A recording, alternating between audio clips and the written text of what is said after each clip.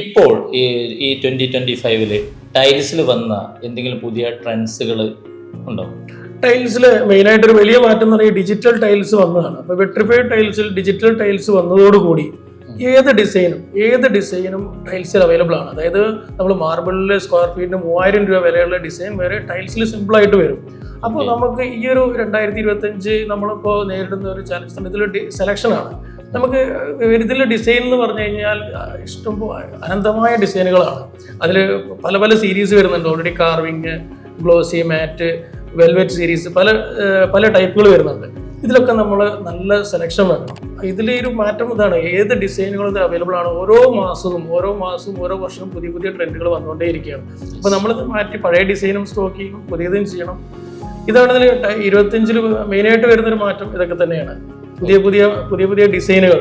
അതായത് ഒരു textile shop പോലെയാണ് ഇപ്പോൾ ടൈൽസിന്റെ ഷോപ്പ്.